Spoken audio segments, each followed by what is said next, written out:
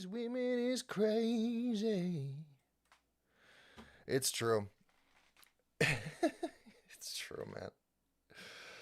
Today is a different format. I wanted to have a guest on to talk about the women question. This week was particularly blackpilling. I realize this Lainey Clancy story is older. I think it was from 2022 or 2023. Um, but it's reminiscent of, you know, something that's much older, that's been going on for a long time, especially in the West. And it is a combination of different factors. And so what I did today was, and I realize I'm recording at a weird time. I got a brisket on the smoker right now, and I got people coming over tonight, so I wanted to get this out before the Lord's Day and before everything kind of comes out of the news cycle. But women were reacting to a court case involving the Lindsay Clancy, who, by all evidence, had her work from home husband, who spent seemingly significant effort in trying to get this woman mentally well.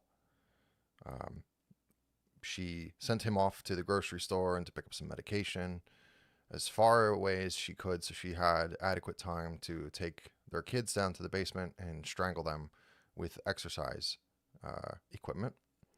Then she took a fistful of pills and then slit her wrists and cut her neck, I guess, and then tried to jump out of a second-story balcony, all in a failed attempt to kill herself. Now, I don't particularly want to talk about this case. I want to talk about the social, the surrounding conversations around women's reaction to this. It seems to be an increasing trend where women are engaging in this true crime, conspiratorial thinking, where women are excusing en masse each other's pathologies. They're latching on to these pathologies as means of garnering social attention and clout on the internet.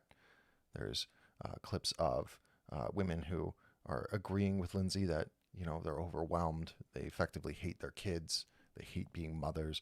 They're throwing things like low stakes things in bathtubs, ice cubes in bathtubs, as a means to work off their frustration. And all the while they're making sure they have adequate time and lighting and everything to set up their cameras and record this and put it on the internet. And so it's that part of the phenomenon, not necessarily Lindsay Clancy in and of herself, that I am interested in. There's mass support coming out and just showing solidarity with a woman who murdered her children and tried to kill herself. It's just insanity to me. And so I wanted to get to the bottom of it. What's going on with all this? Why is this becoming such a thing? Why are these women insane? They all have now concocted conspiracy theories, around how it was actually the husband's fault, or gaslighting, or there's a lot of conservative women influencers that are blaming pharmaceuticals. And our society has kind of lost grip with the notion of multiple causes, right? When you're analyzing the cause of something, the ultimate cause, it can be a multivariate analysis. It can be that this woman was driven into a state of psychosis by a combination of hormones and prescription medications. It could be that perhaps the husband left the dish out on the sink, and that was the last straw that was holding up her sanity. It could be demons. It could be any number of external factors. It does not change the fundamental issue, right? And I think that's like a bigger phenomenon that I'd like to talk about more. It's probably outside the bounds of this discussion, but there has been a societal move towards the pathologization of male violence, the acceptance of female violence. And in terms of justice, there's no consideration for retribution or prevention. It's our entire justice system is geared towards rehabilitation and reintegration with society. Any talk of the genetic health of a culture is tantamount to being, a horrific eugenicist. My question is, with people like Lindsay, why would we keep her? What is the societal benefit of maintaining this person? And that's true with most criminals I see in jail. If you're guilty, what's the point? What is the duty of society to maintain people like this? But within the scope of this discussion, I really wanted to veer away from the discourse that's been going on already within the podcast sphere and online and all that. I wanted to drill down. I wanted to talk to some guys that know what they're talking about, and really get to the heart of the matter, which is, what do we do? Like, how can fathers and husbands and young men, with women in their lives that they care about, how do we recognize the moral hazards? If women are creatures of consensus, and I believe that they are, what do we need to do to ensure that our lives and their by extension, the lives of the women around us are protected, are happy, are able to cultivate satisfaction rather than resentment or anger? And so there's this conversation, I think, is more practical advice. The first half of it is trying to really drill down on some of the problems that we're facing. But the second half, I think, is more practical, actionable advice. And that's really what I was trying to get to, was what can we do? And the fundamental thesis, women are creatures of consensus. I was kind of an early adopter to this fact, even as a young man. I noticed right around the time we were starting high school and middle school, it was when all these reality TV shows were just getting started. And the one of the first ones was that show with Karen Ritchie and Paris Hilton, or whatever their name was, Nicole Richie, and some of those like glamour lifestyle reality TV shows where they just followed around rich entitled brats with cameras. And I started noticing that my cousin, who was a fan of these, she started adopting the Paris Hilton affectations, the aloofness, the like performative ditziness and stupidity. And I confronted her about it. And I was like, why are you acting like these people? Why? Her response was, denial, I guess. But later in life, she realized, like, she kind of came back to me. It was like, you were kind of right on the money with that. I was acting like the people I was watching on TV. And I saw it with other cousins that were a little older than me. They got really into Friends, and they were, or it was Gilmore Girls, or any of these Joss Whedon shows where the women began trying to talk as if they had like punched up dialogue writers behind them. And I think that's been going on for a long time. I think ever since the dawn of advertising and the knowledge that women were largely the keys to the household purse, they became the object of advertising. And after advertising, it was propaganda. And the propaganda didn't stop, with the end of the suffragette movement. It didn't stop through the civil rights movement. It keeps going. And whether or not those malevolent forces that are propagandizing women into states of psychosis and foolishness, does it matter? So I guess the question is, ultimately who's responsible? And I think from a Christian perspective, the answer is God has appointed you to be stewards in the lives of the women that you hold in your household. And so there is a little bit of intentionality that needs to happen on the part of the men. One of the things I talk about often is that we don't really have divorced women in my house. Divorced men either, but primarily divorced women. My wife's social circle, there's a few, I guess a couple more or less, but they were divorced, rightfully under the guidance of the church for infidelity. But even in those cases where we trim down the friend group through, being intentional about who we associate with as a family and who gets to be around my wife and who gets to be around my kids, there's other smaller things, like if women are over for like a wine and painting night or a board game night, and they, I happen to walk by and start hearing complaining about husbands or complaining about children. That's kind of when I step in and I say, we don't do that here. And even just that little bit of an imposition, we don't make fun of our kids, or we don't talk poorly about our husbands here. It's enough. There's like a switch that goes off, and you would expect these people to get upset, right? You would expect them to be like, who are you to tell me how to act? But in reality, there is, from my experience, there seems to be respect that develops there. It's like, oh, you know what? You're right. You're absolutely right. I'm sorry. We won't do that. And sometimes these guys deserved to be made fun of. There's been some guys I've had to talk to about their behavior and the way they treat their wives or what they're doing. But we're not gonna talk poorly about them in front of my wife. We're not gonna adopt that social contagion. I mean, I could go on about this for a while, but I think it's more pertinent to get into the interview here. And so, without further ado, my conversation with Wendell Werry and Tanner Cartwright. All right, on this special episode of PacaCast, I am joined by Bendell, Werry, and Tanner Cartwright. And today we are going to finally solve the question, what the heck is wrong with all these gals? And so if you guys want to just introduce yourself, Bendell, you can go first. Just for people who don't know you, who are you? And why are you an expert on the WQ? Yeah, so I go by Bendell Werry on X and co-host the Backwoods Belief podcast, and am famously known for Werry's Law in our circles, which, if you don't know what it is, I don't even remember what the law is at this point. There's two of them. Regardless of whatever they are, they always turn out to be true. Yes. Yeah. Any conservative woman with a public platform is on a trajectory towards liberalism, I think, is the key one. Mm.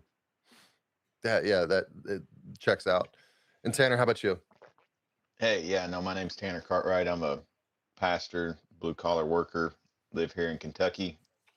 Got 7 kids, living the dream. 7 kids. So somewhere along the way, you figured out how to deal with at least one woman. So yeah, you should be an expert on that. No doubt. No, there are 5 women in my house. Sounds blessed, honestly.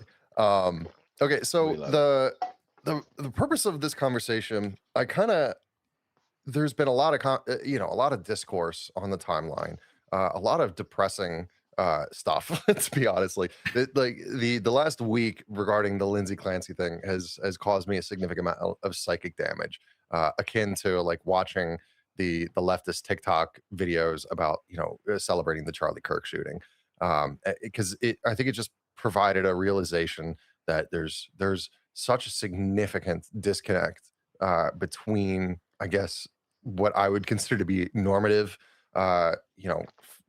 female consciousness and what is out there in the wild, and recognizing there's a selection bias where the most terminally online women are going to be the ones that are seen the most on the internet. It does seem to point to a larger problem that is manifesting in society and probably has so for a long time.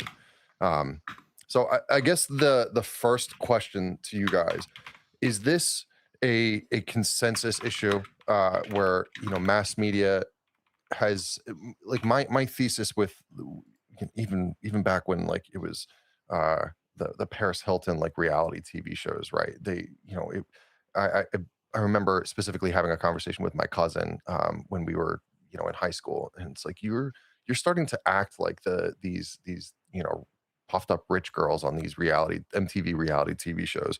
Like, what's going on with that?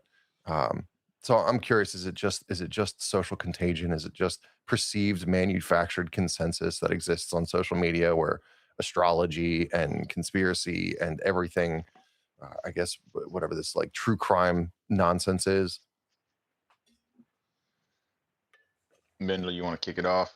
Yeah, I think that's definitely a large part of it. I just saw this morning, somebody said something along the lines of, I don't know what the PG rating on this podcast is, but somebody said something along the lines of that this is like a societal wide shit test from women wanting to get like a strong Caesar like figure, like someone to actually put them in line. And I feel like there may be some truth to that. Yeah, I mean, I've thought the same thing, just with the way that so many women are starting to. You're seeing the videos of them embracing Islam, and it's the Mm-hmm. same thing. Like they want, it's almost like they want to be conquered, and they have said they wanted for so long men to let them be the strong, independent women, but that's not actually what they want. Like on a Mm-hmm.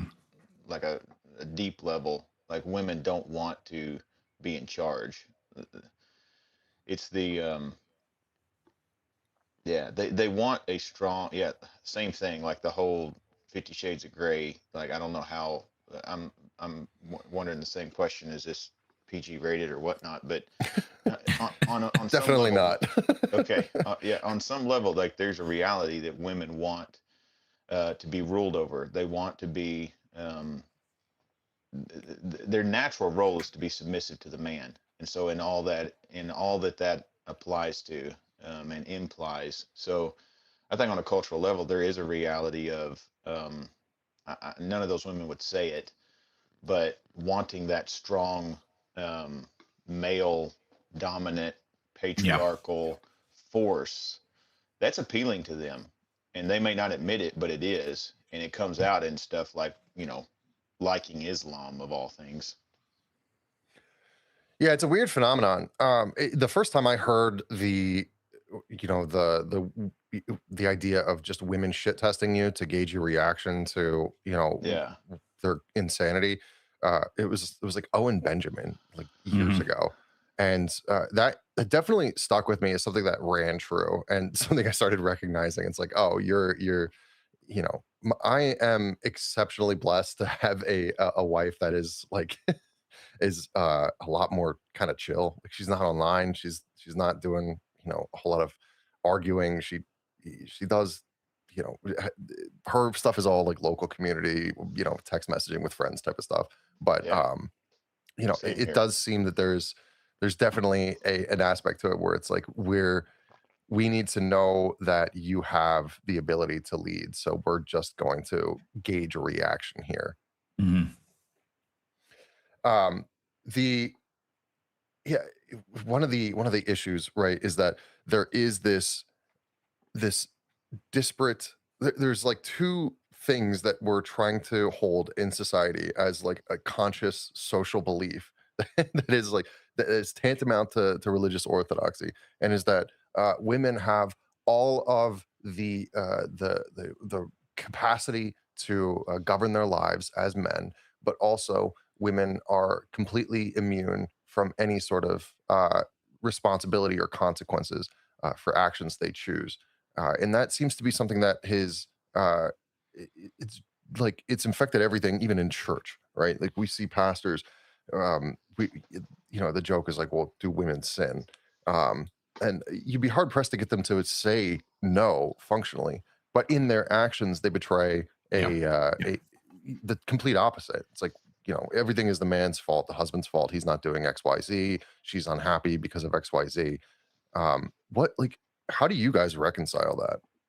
Yeah, I mean, it goes back to like the David and Bathsheba discourse that happens every year.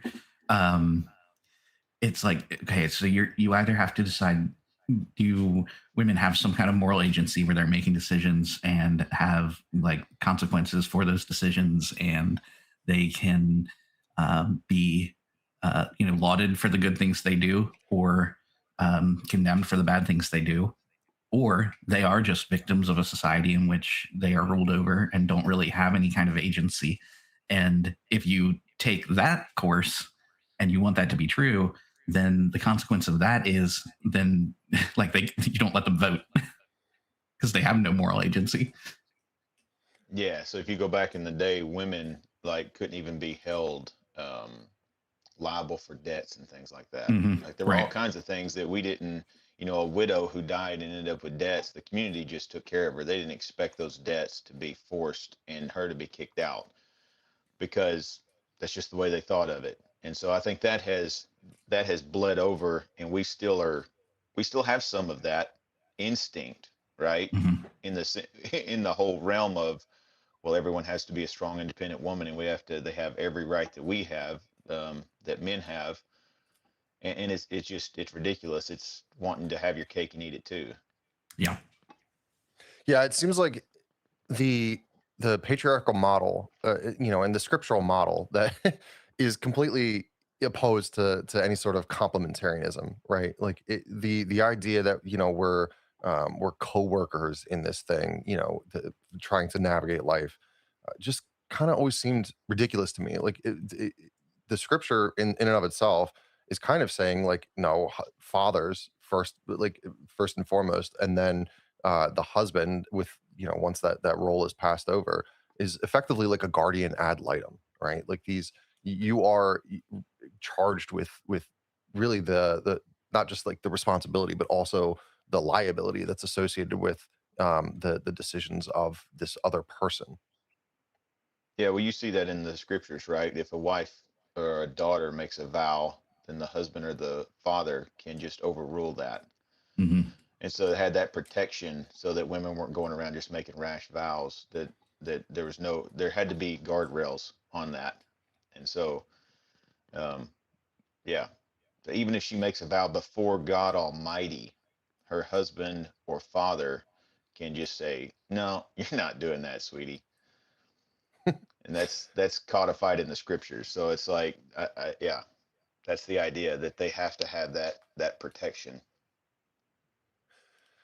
So, what is in your estimation, what's the nature of like if there is this consensus that's being manufactured online in culture, in TV, like wherever women act, what is the malevolent force behind this, and like, what is it trying to achieve? Is it just chaos in your estimation? And I guess the follow up question to that would be, if uh, if there was a means to either cut off or usurp those cultural levers, would it matter? Like, is there, you mentioned it with like women turning to Islam, but is there like a counter force that we can use, that kind of changes the public perception of like what is the acceptable boundaries of behavior, if that is effectively like the controlling mechanism for what women perceive as like okay. Sure. Yeah, so I don't buy into there's a big cabal of shadowy actors somewhere in a room somewhere running everything. But there's a lot of different moving parts when we think of, honestly, just, how do I put this?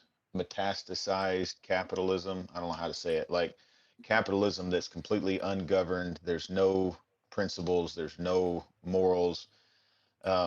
Obviously, capitalism at that scale, when it's everything's about making a buck. Women are more, uh, they're more persuadable. What's the word? That's not the word. They're more Susceptible. susceptible. Thank you, Ben. So, um, they're more susceptible to, propaganda. They're more susceptible to, deceit. We see that even in the scriptures, that, Adam was not deceived, but Eve was deceived. And I've heard pastors try to argue that that's not saying that women are more easily deceived, but I think that's a fool's errand to argue that. Mhm. I think it's I mean, that's the obvious. basis of Paul's argument in the New Testament is that they It, are. it, exactly. That's literally the point that he's making. And so, um, yeah, I would say women are easily deceived. They're easily led astray. They're easily sucked into things. Um, they, I mean, you just look at how fast right now the Gen Zs.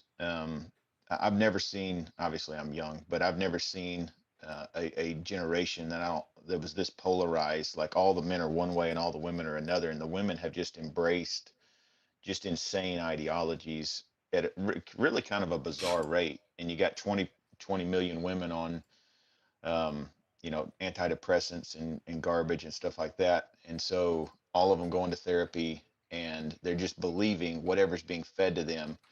And I think a lot of it goes back to, how do we sell things to women, as far as if you want to look at a large the cultural shift.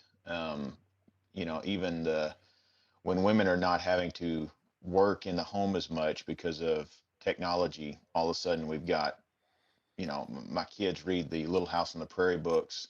And it's like every day of the week was full of work except for Sunday. And when that ends, and when you have the Industrial Revolution and you have technology and all these things, all of a sudden women have nothing to do with their time.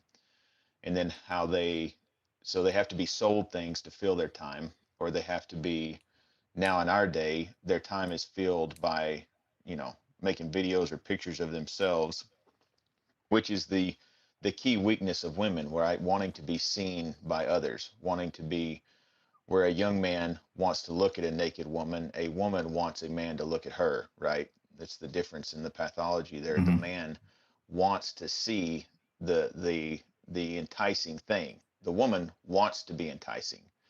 And so when you have just a technological explosion in the early 2000s with the iPhone, 2007 or whenever that was, and now everybody's just got a professional grade camera in their pocket, and women have this burning desire to be lusted after.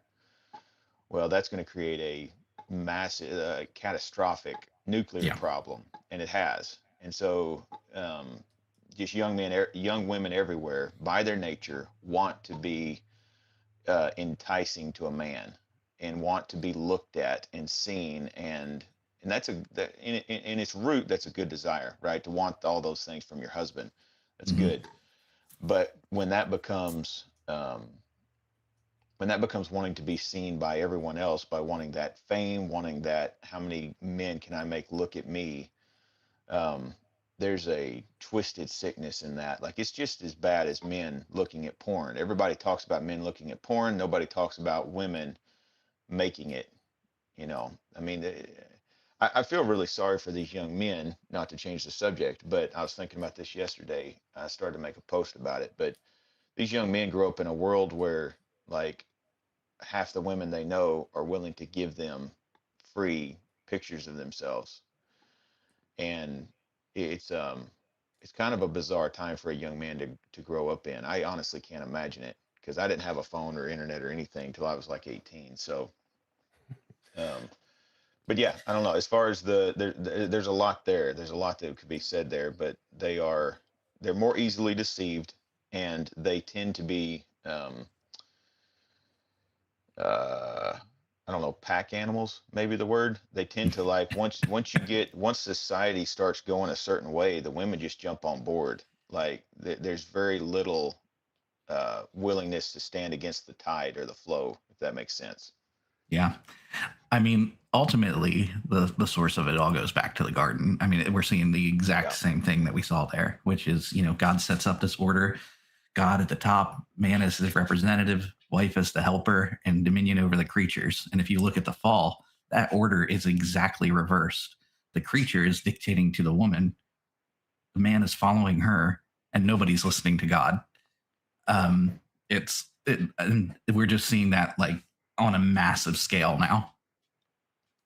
Yeah, it seems like, to Tanner's point, like, it seems like we've moved on from women competing for male attention now, right? Like, that algorithm was, like, conquered. They realized, well, now there's, I don't believe the OnlyFans stats on like participation rates and stuff, but, like, they were saying something like 25% of, like, women aged 18 to 35 had an OnlyFans.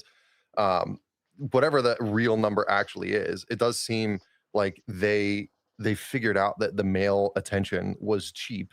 And so now the success metric for the female social hierarchy is female attention, especially online. And so it seems like we've it's like with Jackass, and those guys, where, like, everything had to one up the last stunt, right? With, in terms of, like, as crazy and ridiculous as it could possibly be. And the prank culture and stuff that exists on TikTok. And with women, it's now, like, how insane and crazy can we be and, like, how can we justify each other's, like, craziness in this constant cycle of trying to one up each other? Yeah, I do think that there's truth to the idea that I know, Tanner, I agree with you. I don't know that there's some back room of a cabal of people who are causing all this to happen, but I do think there's truth to the fact that like the enemy knows that the destruction of the family is Sure. going to destroy the civilization. And so I think that I do think, for instance, like TikTok is owned by China. And I do think they intentionally push these things into the algorithm because they know it's going to be destructive to Western civilization. And they do that specifically in the West. If you go on TikTok in China, it's not showing you these same videos. Well, yeah, and has it improved or gotten worse since the TikTok was forced to sell to the USDS, like joint venture LLC or whatever, in 2026? I mean, I've never used TikTok, so I have no idea. But I've never been on TikTok, but yeah, well, the fundamentally they got the Chinese out of it because there was so much, there was a lot of propaganda, especially like all the Tumblr refuse that washed ashore and was looking for an outlet for their content. Like it was a lot of the gay and trans stuff, but it was a lot of like anti-Israel stuff. And so at some point, the U.S. made the decision that they were going to force TikTok, if they wanted to do business in the U.S., they had to sell the U.S. portion of it to a joint venture that was, oversaw by the U.S. Oh, okay. So I didn't even know this. Yeah, so now it's owned by Silver Lake and MGX and Oracle and like a bunch of U.S. firms that have less Chinese, more, but still funny sounding names. And they're all over here, man. Yeah. But it's like, it seems like they've ramped up specifically the genre of the women's true crime stuff. Yeah. Right. Everything is a conspiracy, and it's all men trying to oppress women, and women can never do anything wrong. Yeah. I remember there was. Oh, go ahead. No, I was just gonna say I saw Candace Owens just even. Yeah. I mean, she's now defending this woman, and I saw a clip of her, trying to act like it was the husband, and then now there's a clip she's blaming Big Pharma, and like she's speaking. Yeah, I don't think Big Pharma is innocent in all of this by any means. No, I do not. You will not catch me defending Big Pharma ever. But here's the thing, because I had a gentleman message me last night about some of my posts that just got a little attention on X and Facebook. And what I was, because he said his wife had struggled with some crazy, and he went through and told me some of the postpartum stuff she went through. And I don't doubt any of that's true. He's a pastor. He's a gentleman I've, kind of known of and whatnot online. And so I don't doubt it. And he said that the Big Pharma and all that, the stuff that they pushed to them was just very unhelpful. Well, I don't have a doubt of any of that. My problem is that we can't act like drugs or some kind of hormonal imbalance takes away responsibility. Like we can't go down that road. Like if a veteran came home, a wounded vet came home and got hooked on fentanyl and beat his whole family to death with a bat, I would be saying the same thing. Right. Like we can't act like these things take away responsibility. Like we need to execute this woman, and then we need to figure out what's going on with Big Pharma. And I think that RK Jr.'s doing some good stuff. I like some of the stuff he's doing. I think he's trying to get, I think he's trying on that front. But I'm not defending them, but we also can't be acting like that takes away our responsibility. I mean, fundamentally, SSRIs need to be made illegal, right? Like Zoloft is effectively a coin toss to as to whether or not you're going to have a psychotic break and commit some sort of heinous crime.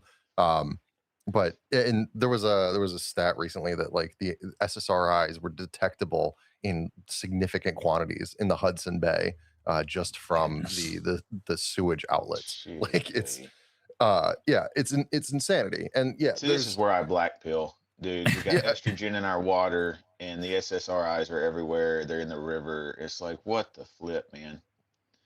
Well, yeah, and like functionally, what the SSRIs are supposed to do is eliminate, shame more or less. Like a lot of these feelings that people talk Yeah, about, guilt and shame. yeah, and it's like those are probably, I'm not going to speak for the Holy Spirit, but I imagine that there's some of it is you're dulling your own conscience, right? Mhm. The Sure. conscience, the Holy Spirit speaking to you and saying like, no, what you're doing, the way you've oriented your life is incorrect. And oh, I can't cope with this feeling that I'm inadequate in any way. So now I have to dull any sort of like spiritual connection that I might have. Yeah. And now, I'm on my own to live life and kill my kids. Yeah. Yeah. We're trying to medicate away the the problem when God has given us such a clear answer, which is just repentance and faith. Like if you have sinned, repent of your sins, and the guilt and shame you can be free of. You don't have to medicate it. Yeah. Yeah. I remember John MacArthur hitting this hard. I mean, decades ago, when Mm-hmm. people started using the terms like brokenness and all Yeah. these terms that people use around the drug world and really anything. And dude, he just went after that with a baseball bat.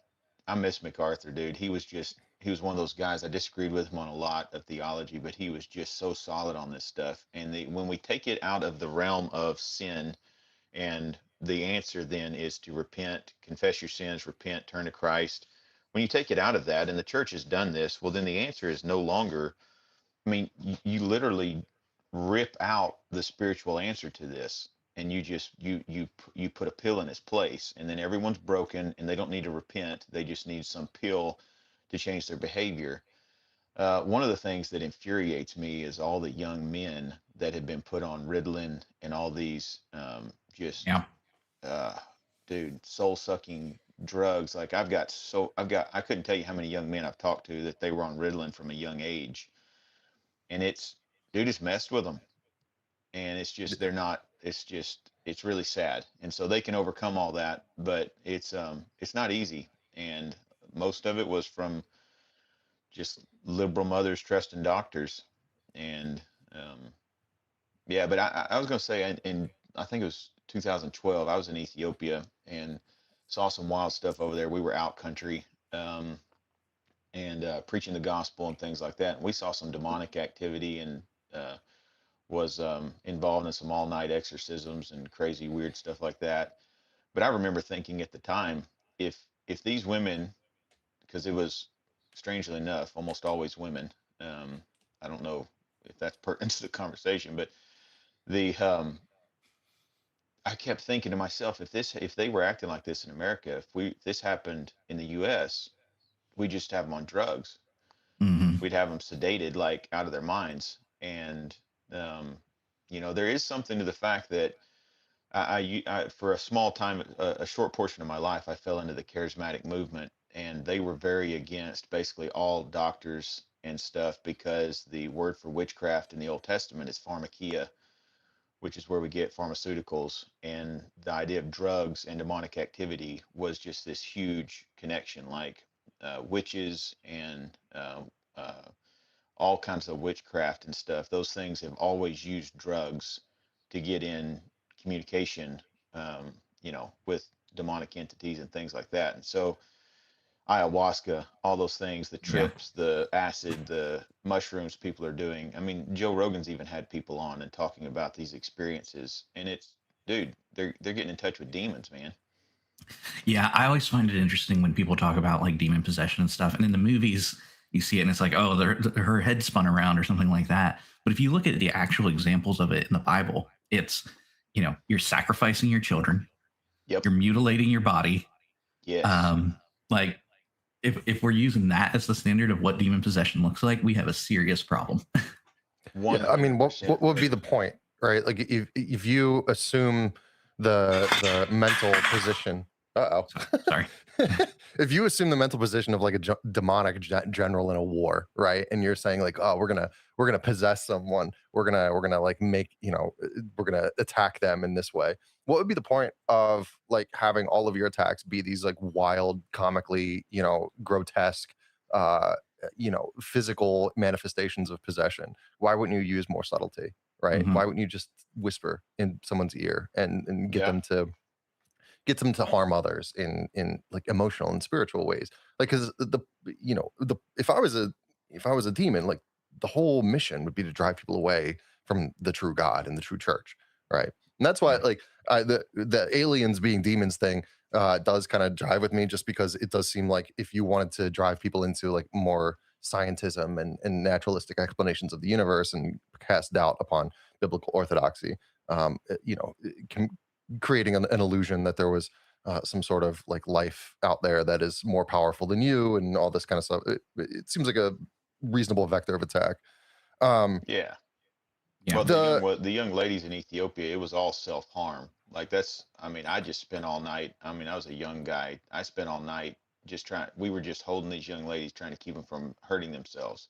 They're trying to claw their eyes out and things like that. Because at the end of the day, Satan doesn't want people to be like he promises pleasure, but the goal for him is to make people miserable, to Yeah. hurt them.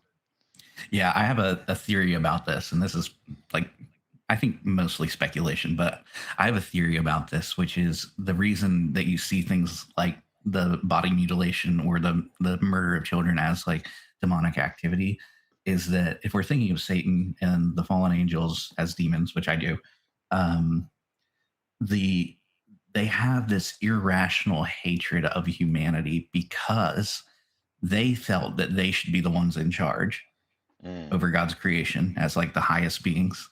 And yep. instead, God gives that authority to man who has this body. And then God himself takes on the body of a human being. So, what, like, if you have this irrational hatred of God and this creature that he put in charge in front of you, what better way to display that hatred than try to destroy the body that God gave himself? Like, he even took on this human flesh. Yeah. Yeah, and women were built to be, effective. Like fundamentally, a woman is a portal with which they can like create and Right. manifest new souls into the existence. So it makes sense that they would be, their vectors of attack would be a little more subtle in nature, I think. But to return to kind of as much as we could do like a haunted cosmos parody of Yeah, no doubt. the woman They're doing question. that. Yeah. the so fundamentally, if we have this issue, right, where we know that women are under increasing attack from like multiple vectors. The incentive structure is for like with social credit, more or less, is all geared towards this kind of one-upsmanship with like how do we get more eyeballs on on whatever activity we're performing, um, and then that creates like a reinforcement cycle that like fixes culture within like these internet spheres and social spheres of women. um, what how do you, as guys that are married, guys that have kids, I guess the conversation for that I'm looking to have is like more practical. Mhm. What do we do, like in our local communities, like in our own houses? How do we protect ourselves against this? Yeah, I think there's a couple things. So, as a pastor, one of the things that pastors have really failed in, and I'm not one of these guys that blames all of society's problems on the church. I just don't subscribe to that.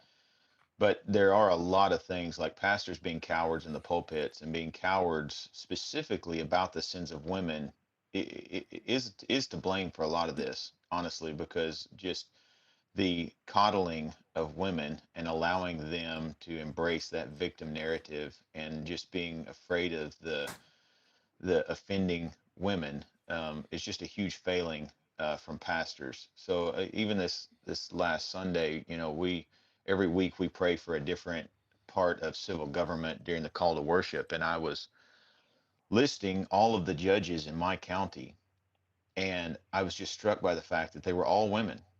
To Mhm. every man, every one of them was a woman, and as much as people don't think that I'm influenced by feminism, I really am, dude. Like it was hard for me because I pray in my prayer, I was recognizing that that's a judgment from God. and saying that out loud publicly to all the women in my church and everyone in my church that, hey, this is a judgment from God that women are ruling in positions of power in Shelby County. And saying those things are hard. It just is, because as much as all of us want to think that we're not influenced by feminism, we've just swam in it our whole lives, and we are Yeah. influenced by it. So that's a big part of it, is just being willing to speak to these things, um, and just not being afraid to say it. And what you find often is that there's a lot of women that realize, like, all the women in my church agree with me, like, almost all of them. I'm sure there's some that maybe are quietly don't agree with me, but they really do. They see it. But the other thing is I don't think we win the young women. I don't think that's the Yep. goal. I think the Yep. goal is winning the young men. And when you win the young men, you shift the culture, because, like, no matter what they say, women are never going to be the vessel of change, like, as far as the culture goes. Like, they're just not. They're not built for that. They don't. Andrew Wilson has the great his arguments and debates on just the force doctrine. Men have the monopoly on force, and therefore the patriarchy will always be the patriarchy and will always be what women have to appeal to. That's true. And so if you can win the men, you win. Like, I really believe that. Yeah, if we actually think that women are like the consensus creature, then what you have to do is change the consensus, and the way you do that is change Yes. what men want. I Change how guess they act. so And what is the winning condition then? Like, what, like, are we wanting men that are, like, what do we win them for or towards? yeah, so I think exactly what you said about pastors, Tanner, could be applied in all three of the major institutions: the family, church, and government. Yes. Like, just 100%. one, be willing to say no to women, and Yep. two, be willing for them to be angry at you and Yeah. make that not change your decision. Yeah. Mm. I mean, this is one of the reasons I like Vance. Like, he's like, I don't care, Margaret. You know, Exactly. he's, I really believe that he's got some of that in him. To what degree, I don't know, but he's got some of that in him to where he's like, I don't care, Margaret. Like, this is the reality. And so I don't know I've what. heard someone say that the reason he's so well equipped for this is that he spent his life married to an Indian woman. Oh, dude, that's hilarious. You can survive the sideways head bobble. You can survive anything. Yeah. Yeah, I think that's a big part.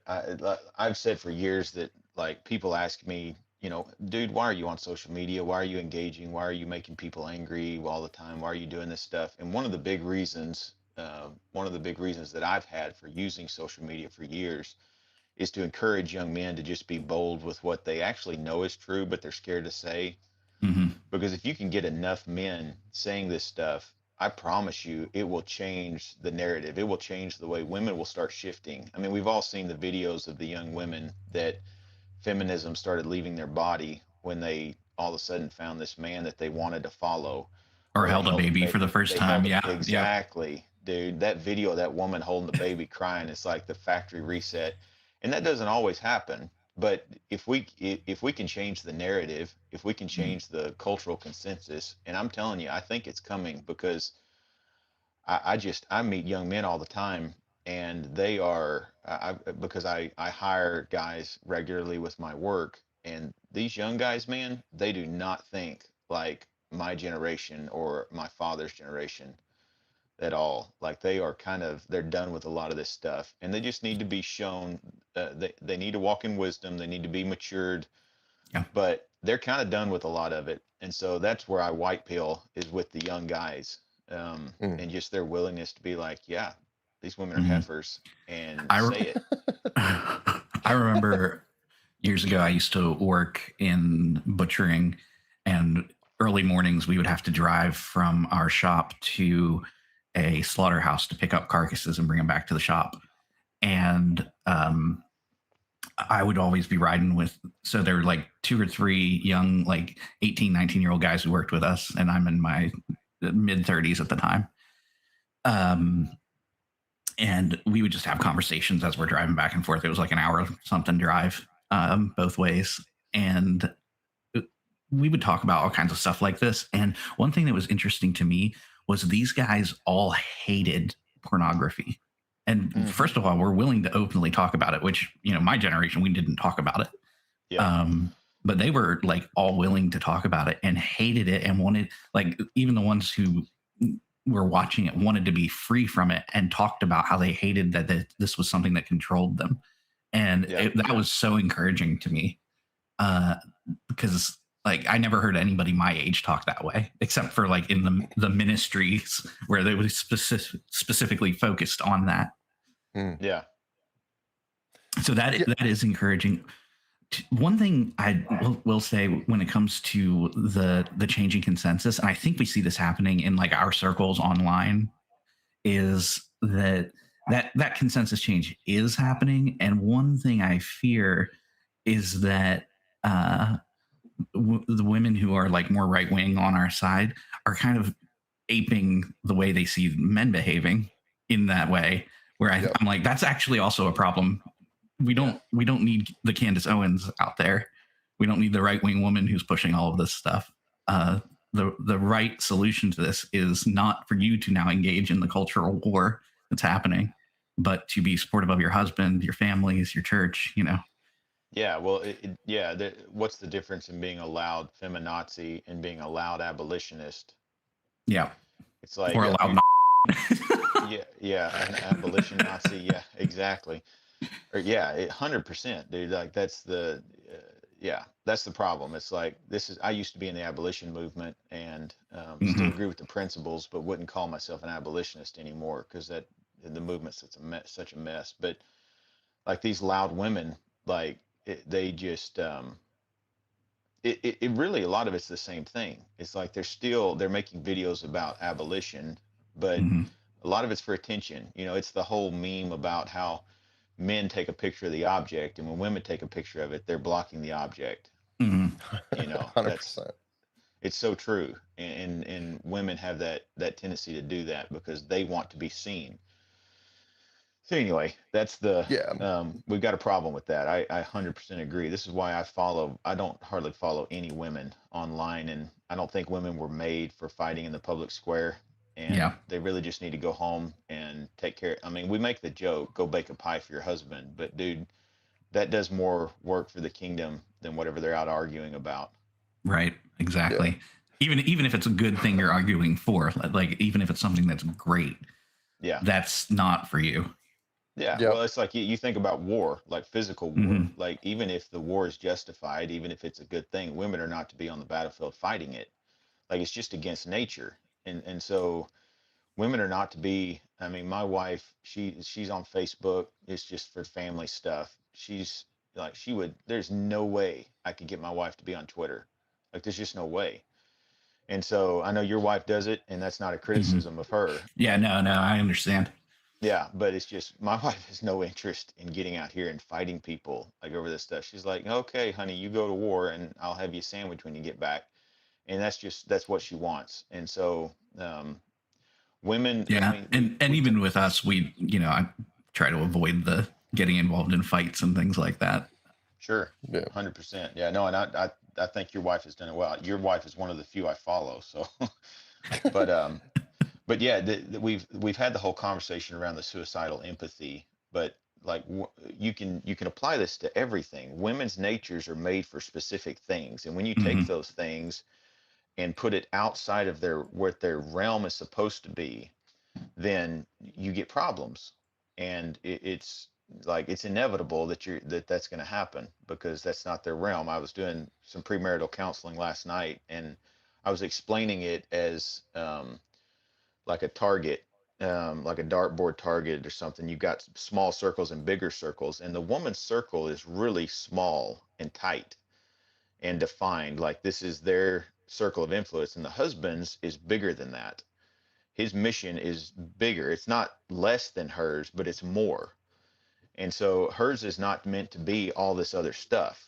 And so she is supposed to be concerned with her husband and her family. What did Paul say? That the older women are to teach the younger women to love their husbands and their children and to careful, you're going to get kicked out of the ministry for referencing Titus 2. Bro, there is, I am, yeah, I feel so sorry for that brother. I've prayed for him so many times, but by God's grace, this is we've built this into our DNA as a church, and so there's literally there is no text in all the scripture that I could preach and get me kicked out of the pulpit. Praise God. So Yeah. So I guess, yeah, I know we're kind of coming up on time here. So Bendel or Tanner, just, let me know if when you have a heart out. So crystallizing the advice kind of for the young and the single guys is like, um, I remember back to when when I was first fresh out of college. I was doing community groups with my PCA church that was part of the Acts 29 thing. So community groups are a big part of it, and I caused a lot of problems because I got real sick of all the I feel statements. Anytime we were trying to talk about scripture or analyze the text and stuff, it's like I feel in my soul. I really think that it's like that's retarded. Stop it. No one cares what you feel. And I'm an early adopter to the I call it being a tree shaker, but I've been called an asshole on several occasions. But what it like really that group kind of manifested into eight people more or less that really got to the point where they were able to effectively um, contribute to each other's lives well. And it's because like a lot of that was because we broke down that social barrier where it's like you cannot tell women no. You can't we're not just going to pathologize every stupid thought you have or every bad activity that you commit as like being some sort of social or hormonal or like mental issue. It's like we're gonna actually engage with each other on a real level here and be willing to there's the English lacks a lot of words in the friendship department, but like there is a level of intimacy that is required, men to not play patty cake, right? And Mhm. women to not play man. yeah, There's once you kind of break that social wall that exists because, as Tanner said, we live in an era of ubiquitous feminism, right? Like once you tear that down, you're able to be a lot more intimate with each other as like a church or as a community or as a group of friends or even as like a couple, I would imagine. yeah, and what we found as a church is that you will not find a group anywhere of happier women than the ladies at our church. Like you just will not find it. And it's because we do have that. We have our men are not afraid to say what is right, what is true, what they're thinking, and none of them are abusive, crazies. And I mean, I say that we've had some wild ones from time to time, but we don't, that's not the tenor of our church. Is not, this, oh my stars, you just, if women are rebuked or if you're willing to call out sin to both sexes, then you're just going to end up with a situation where women were abused. No, actually, in the true patriarchy, you have that's where you will have the least amount of abuse towards women. That's where you will have the most care and concern for your women. What we actually see now is women being abused on a grand scale, on a huge Mhm. scale. That's the lie. That's the bizarre lie of feminism. Is people, it's like, oh, you must just hate women because you want them to shut up. It's like, no, I want them to shut up because I love them. Right. Yeah, and I don't think I said this already, but what happens is the women love it, like they actually do. Like what you're talking about. I don't know what to call you, Paca. Yeah, sure. I don't know, but like when you build those friendships, and it's like you're just willing to say like, yeah, women shouldn't be voicing their public opinions, and then I say things like that, and then women at my church are liking those comments, and it's just like they're like, yeah, it's right, and they become so content with that, and recognizing that the men of their church are willing to protect them, are willing to fight for them, are actually care for them. um, One year, I think it was 2024, we had 20 something children born at our church. It's And incredible. yeah, I think we're on schedule to almost do that again, but it's just crazy. Like if we were Presbyterian, man, our membership roll would be insane. um That's a good point.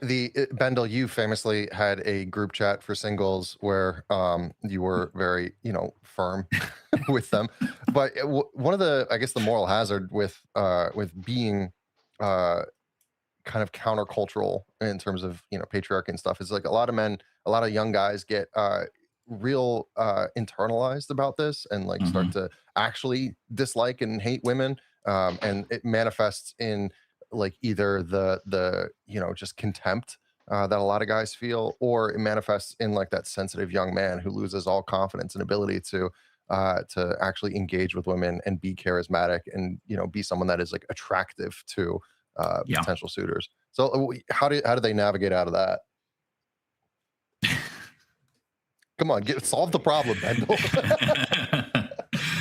um, I mean, don't blackpill. Basically, don't listen to the people that are telling you that there's no hope, that there's nothing good that you can find in the world. Like the whole, I mean, I don't think it really exists anymore. But like that whole men going their own way movement that was around, is that still a thing?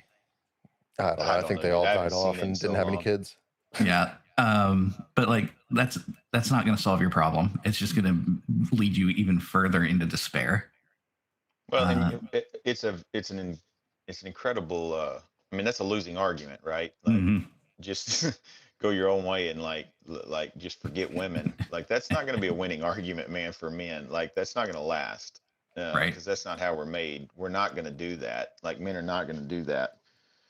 So, I mean, I think there is some of that. I see a lot of the black pilling, um, and I'm using black pilling.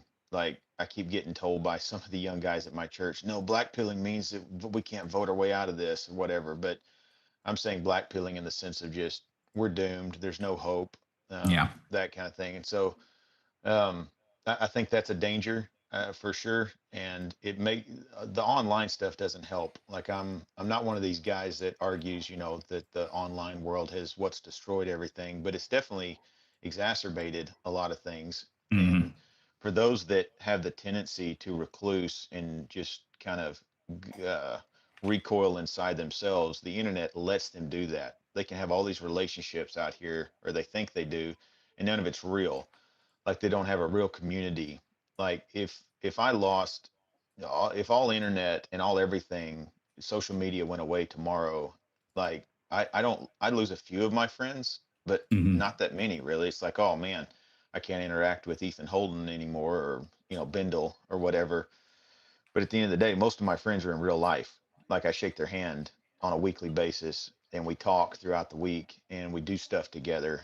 And I think a lot of young men don't have that. And so one of the Mm. things that I've encouraged young men to do is find find a church, find a community, and just be involved in your community and your church, on a local level in real life.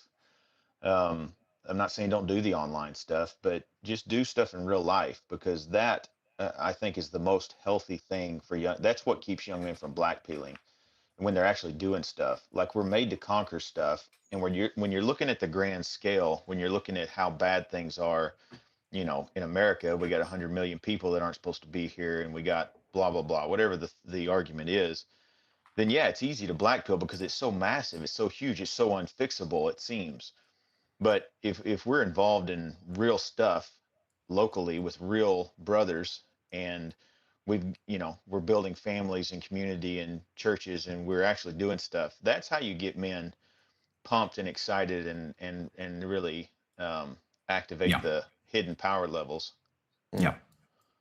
And part of that is like on, I think there is a responsibility on guys like us who are established and we're, Tanner, you got 7 kids. I know you're busy. I got a few, but I made a conscious effort with my wife. It's like, no, we need to ensure that we are capable of being hospitable and being intentional about it. Like, so 100%.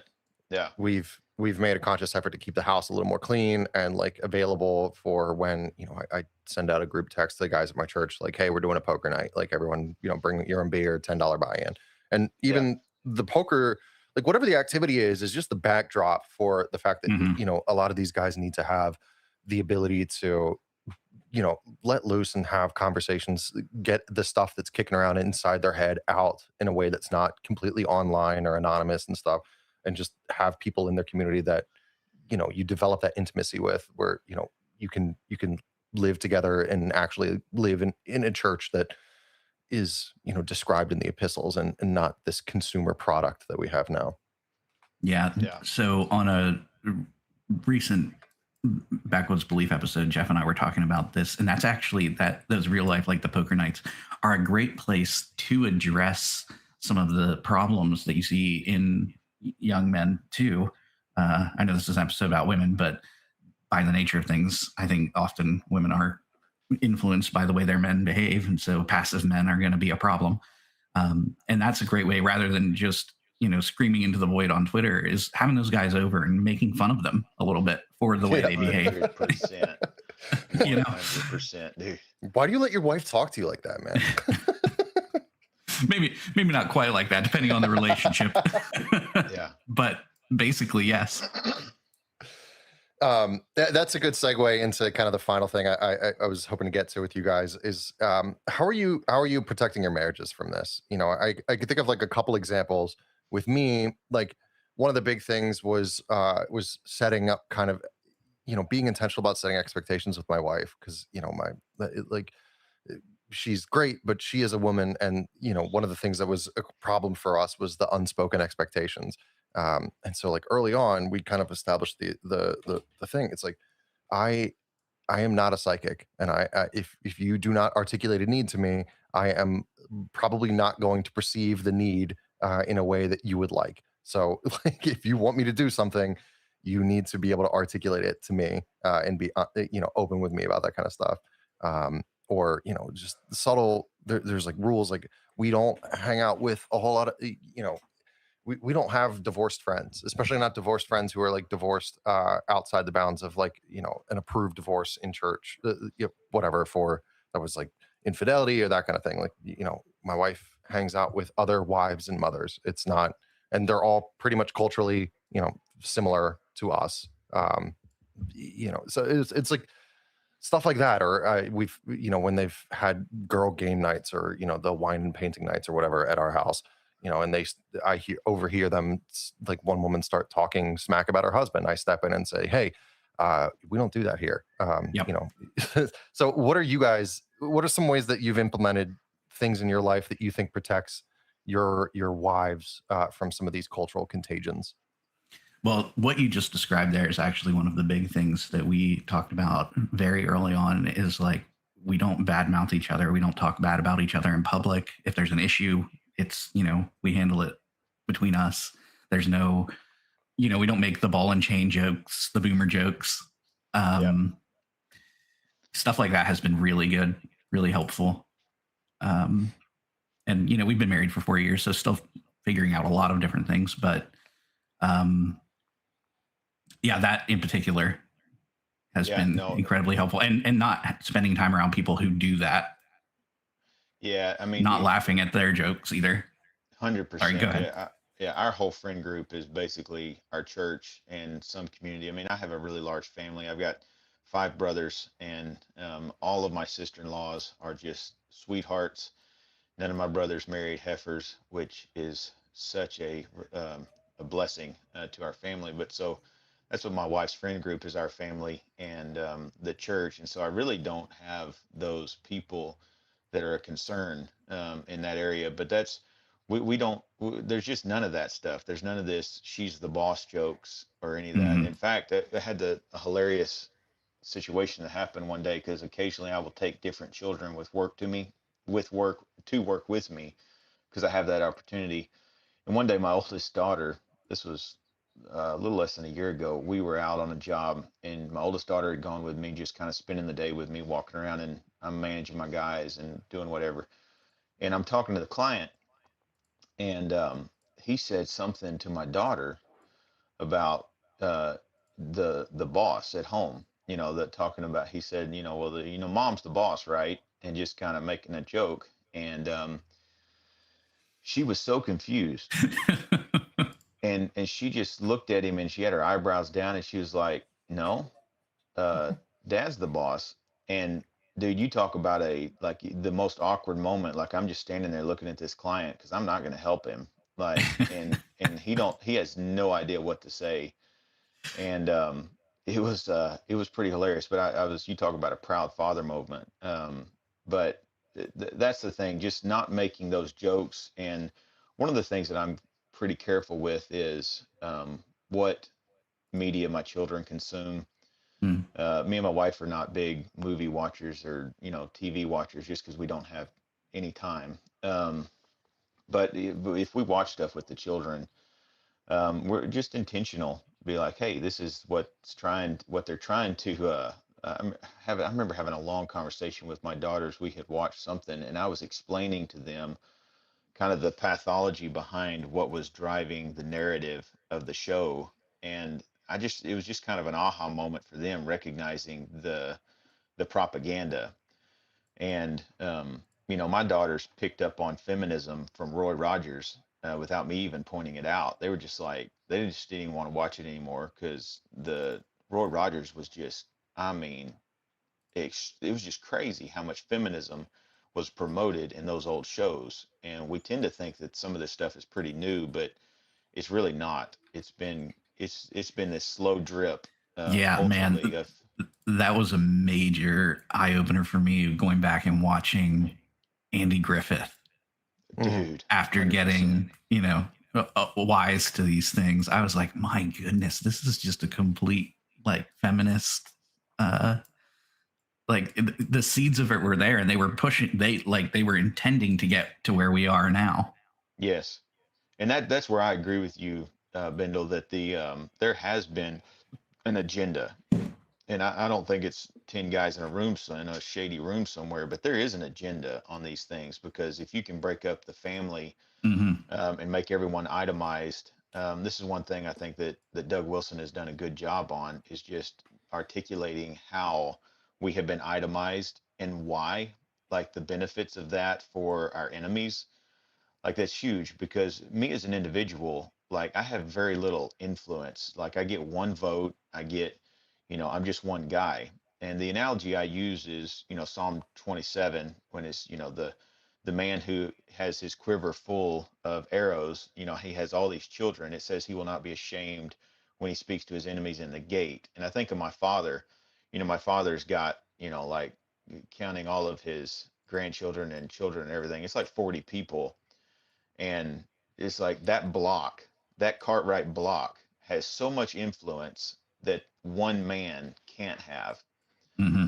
just by himself. And so that is, if you can build this block of people in a family, in a community, that has influential power. And so they don't want you to have that. They want everyone to be itemized. They want everyone to be atomized. Excuse me. I think I said itemized. They want everyone to be atomized where it's just individuals running around that have no power and they can't fight against anything. They can't influence anything. And so the goal is to build communities. Like the communities are the goal, honestly. Like the Amish have gotten this right. Like we're not just all floating out here as individuals. We build large families that are collective blocks. We build churches. We build communities that have consensus, that have cohesion. And when you do that, dude, you got influence. Like I can never, as one person, I can't influence my state of Kentucky, really. I mean, I could do some things, but you start talking about building large blocks of people that are all united, then you've got pushing power, you've got political power, you've got influence. So, Yep. Well, guys, I think we're coming up on time. I really appreciate you all hopping on and having this discussion. I guess you want to go through just kind of closing thoughts on the topic of protecting and cultivating virtue in our women in our spheres, and plug whatever you guys want to plug. Yeah. I think we pretty much covered it all, but just, for men, be willing to have the conversation where you say no. And for your wives or for the ladies in your church, if you're a pastor or, if you're in government, there shouldn't be any women there, but, be willing to say no and to upset them and still do the thing that you need to do. And for women, like, stop doom scrolling TikTok. Shoot, um, yeah, but in seriousness, that you know, the reason men do these things is for your good, yeah, and just be willing to submit to that. yeah. I think that this, in terms of how I'm raising my daughters, like one of my main goals is to raise daughters whose husbands never have to think about living in the corner of an attic. Mm-hmm. And Mm. um, how do I teach them these things and say the hard things and push back on the no, sweetie, you're just being emotional, and your emotions are running the show, and teaching them that, because that's really the issue at the end of the day. It's like the emotions are driving the car. And for so many women, their emotions are driving the car, and everyone in their life is just affirming them in that, instead of saying, you are thinking emotionally, and you need to be quiet, and you need to let the men handle this, because we're not thinking emotionally. And just being willing to say those things, like they're offended. I think that's a big part of it, is just being able to say these things while not, like, the young men need to know, they need to be careful that they don't start having hatred in their heart Mm-hmm. towards women.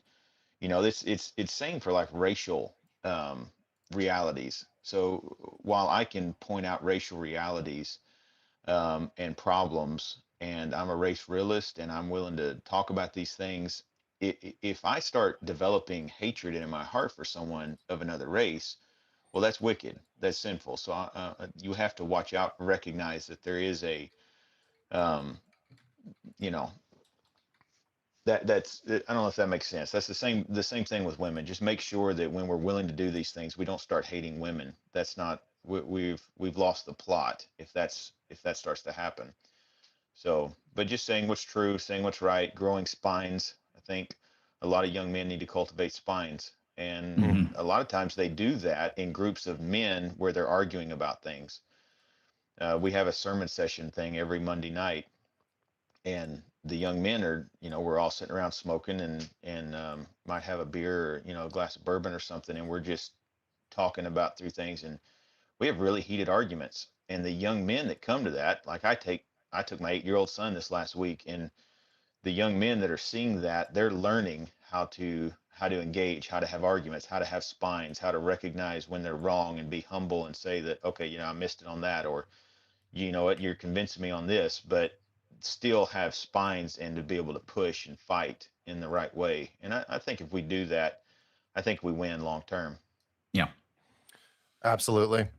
Well, thanks again, guys. Be sure to follow Tanner at Tannerite Cortez on X, and Bendell Werry at Bendell Werry on Did I X. lose you? And did I? No. And check out Backwoods Belief podcast. It's great. It's one of the If, one of the if, ones. if it ever produces episodes. Well, it's your schedule is pretty similar to mine. It's just whenever it happens, the inspiration and the spirit leads you. But otherwise, thanks again, and we will end the recording here. All right. Well, that was fun. Special shout out and many, many thanks to Bendell and Tanner for talking to me. To echo Tanner's last point, it's and obviously this is pre-recorded. They made me set my alarm to get up early before the rooster started crowing and get that content recorded. So any audio issues or sleepiness on my part is entirely not my fault. I have learned personal responsibility from watching women.